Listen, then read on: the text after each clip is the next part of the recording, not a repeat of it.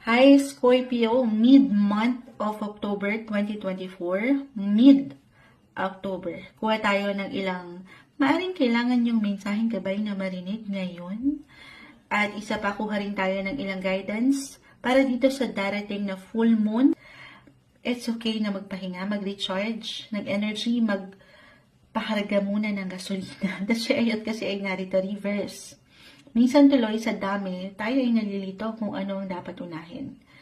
Or anong kailangan yung bigyan ng higit na doon. So, kalma lang. Isa-isa lang daw. Okay? It's okay to pause. Kasi parang nagiging unstoppable kayo dito. Pero hindi nyo kailangan madalian ang proseso. Iwas sa stress.